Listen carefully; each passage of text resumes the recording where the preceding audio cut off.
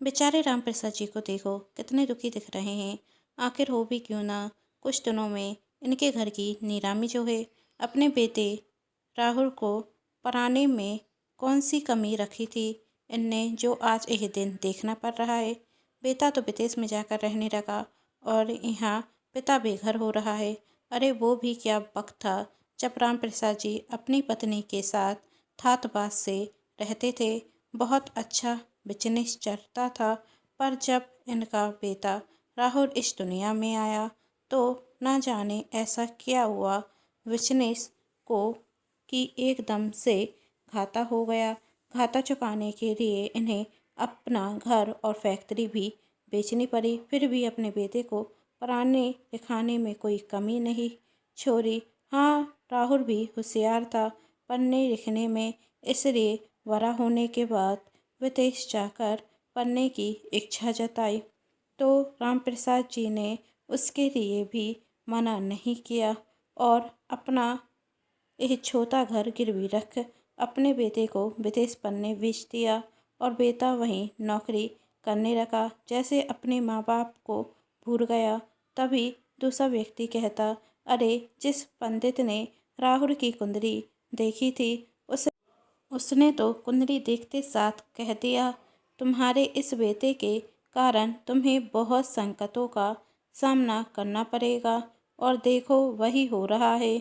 नालायक बेटा तो खुशी से विदेश में रह रहा है और यहाँ राम प्रसाद जी की घर से बेघर होने की नौबत आ गई। अरे मैं तो कहता हूँ इनका बेटा मनु से इनके लिए पैदा होते साथ माँ बाप को बेरोजगार कर दिया और अब उसी के कारण घर बेचने की नौबत आ गई। ऐसी औरत होने से तो अच्छा औरत ही ना हो। तभी पास में खड़ी हुई औरत कहती, सच कहा भाई साहब, आपने इससे अच्छे तो राम प्रसाद और विनीता बहन बे औरत ही थी। फालतू में अनाथ आश्रम से बेटा गोद लेकर आ गए और बर्बाद हो गए। क्या कहा बहन तुमने? पास में खड़े हर व्यक्ति ने पूछा। तब सीमा कहती, ए भगवान, ए मेरे मुंह से क्या निकल गया। मैंने विनीता बहन को वचन दिया था कि यह बात मैं किसी को नहीं बताऊंगी कि राहुल उनकी औलाद नहीं है। उन्होंने उसे अनाथ आश्रम से गोद लिया था। शादी को 10 वर्ष हो गए थे, फिर भी उनकी कोई संतान नहीं हुई थी, जिस कारण वह दुखी रहते थे। हर दिन वह भगवान से यही प्रार्थना करते थे कि उन्हें संतान की प्राप्ति हो, पर शायद भगवान ने उनकी यह प्रार्थना सुनी नहीं। हर बड़े से बड़े डॉक्टर को भी दिखाया तो डॉक्टरों ने साफ कह दिया कि आप कभी मां नहीं बन सकती, जिस सच को वह स्वीकार भी कर चुके थे।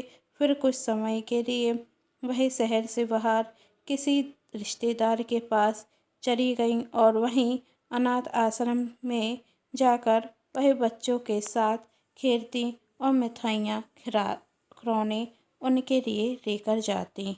वहीं जब उन्होंने नवजात राहुल को देखा तो उसे गोद ले लिया और यह कह दिया कि राहुल उनकी संतान है, जबकि सच तो यह है कि राहुल उनकी संतान नहीं है, वह तो अनाथ है।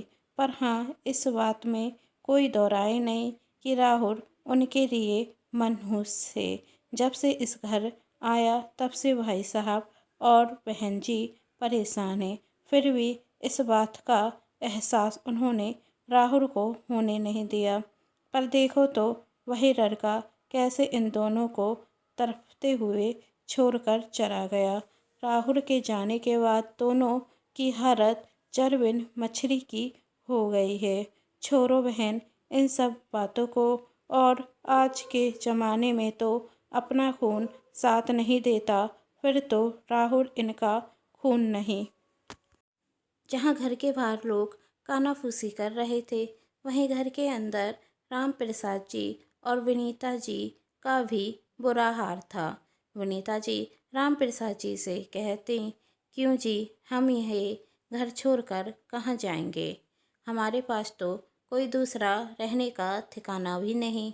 और राहुल न जाने कहाँ व्यस्त हो गया कि उसके पास तो वक्त भी नहीं कि अपने माँ बापा का फ़ोन उठा ले। आप चिंता मत कीजिए विनीता जी, मैंने वृद्ध आश्रम में बात कर ली है। हम अब वहीं जाकर रहेंगे। वृद्ध आश्रम? विनीता जी ने हैरानी से कहा। हाँ विनीता जी, वृद्ध आश्रम। अब हमारा वहीं ठिकाना है। और वैसे भी क्या बुराई है वहाँ? हमारे जैसे कितने लोग रहते हैं। वैसे भी आप ही तो कहती, खाली घर काटने को दौड़ता है, तो वहाँ तो हमें अपने जैसे कई लोग मिलेंगे। उन्हीं से बहुत सी बातें करेंगे, कुछ अपने बारे में बताएंगे, कुछ उनके बारे में जानेंगे। आप मुझे समझा रहे हैं या खुद को सहानुभूति दे रहे हैं? विनीता जी ने आंखों में आंसू लिए कहा।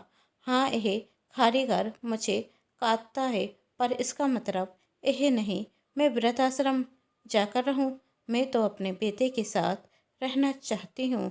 उसकी शादी कर इस घर में बहू लाना चाहती हूँ। उसके बच्चों को खिलाना चाहती हूँ। कोई दादा दादी कहकर कोई हमें बुराए, बस यही तो सुनना चाहती हूँ। आप भी तो यही चाहते हैं, फिर वृद्धाश्रम क्यों? तो क्या कहूँ विनीता जी? मैं, राम प्रसाद जी ने कहा, हमारा बेटा राहुल तो जैसे हमें भूल ही गया। ना खुद फ़ोन करता है और ना हमारा फ़ोन उठाता है। कभी कभी लगता है कि उसे पढ़ने के लिए विदेश भेजना नहीं था। कम से कम यहाँ रहता तो हमारे साथ रहता। अरे कितनी परवाह करता था वह हमारी, पर विदेश जाने के बाद तो वह हमें भूल ही गया। वह अच्छे से जानता था उसकी पढ़ाई के लिए मैंने यह घर रौन पर रख दिया था। उस वक्त राहुल ने क्या कहा था विनीता जी, जानती हैं ना आप? हाँ, कैसे भूल सकती हूँ उसके वही वाक्य। माँ बापू, आप मुझे विदेश जाने तो दीजिए, उसके बाद मैं इतना पैसा कमाऊँगा कि हमारे यह बुरे दिन चले जाएंगे। हम सब मिलकर ऐसो आराम की ज़िंदगी जिएंगे। बापू, आपके ऊपर का सारा कर्ज मैं उतार दूंगा। मैं आपका बेटा हूँ। अब आप सारी चिंताएं छोड़ दीजिए और अच्छे भविष्य के सपने सचाइए। बस मुझे विदेश से पढ़कर भारत आने दीजिए।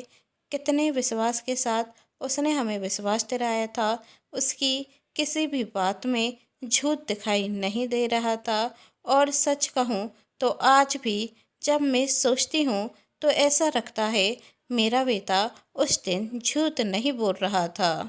वह आएगा, मेरी मन की आवाज़ कहती है। वह हमें घर से बेघर नहीं होने दे सकता, मेरी आत्मा कहती है। मन तो मेरा भी नहीं मानता विनीता जी कि हमारा बेटा हमें धोखा दे सकता है। पर आज का सच तो यही दिखता है कि राहुल हमें भूल गया। पहले पढ़ने के लिए गया था और अब वहीं नौकरी करने लगा।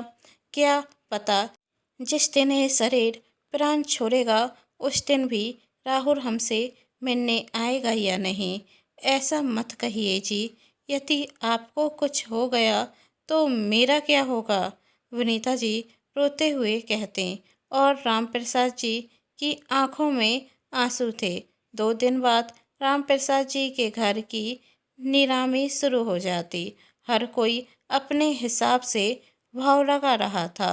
तभी आवाज़ आती, 50 लाख रुपए में वह घर बिक चुका था।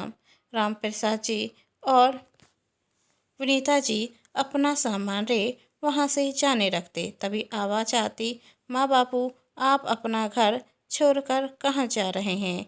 वह आवाज़ कुछ जानी पहचानी थी। वह आवाज़ राहुल की थी। राहुल, बेटा तुम? हाँ माँ, हाँ बापू, मैं, माफ़ कर दो, आने में देर हो गई।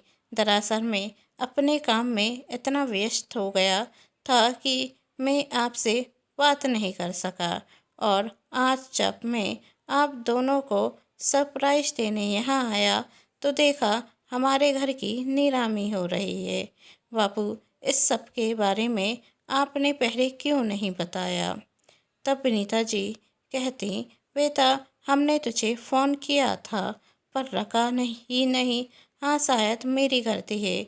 माँ, राहुल कहता, नहीं बेटा, तेरी कोई गलती नहीं। तू तो सही वक्त पर आया। तूने अपने माँ बाप का भरोसा नहीं तोड़ा और उन्हें घर से बेघर नहीं होने दिया। तो अपने घर के अंदर चलें, राहुल कहता, और वही सब अंदर आ जाते। फिर राहुल कहता, माँ बापू, अब मैं भारत में आपके पास रहूँगा और अपना यहाँ पर व्यवसाय शुरू करूँगा। कुछ समय बाद राहुल का व्यवसाय उन्नति छूने लगता और अब राहुल शादी कर कर अपने माँ बापू के साथ रहता और विनीता जी और राम प्रसाद जी अपने पोते को खिलाते हुए बहुत खुश हैं। दोस्तों, आप सभी को ये कहानी कैसी लगी नीचे कमेंट बॉक्स में जरूर बताइएगा। कहानी पसंद आई है तो चैनल को सब्सक्राइब, वीडियो को लाइक एंड शेयर जरूर कीजिएगा। Thanks for watching.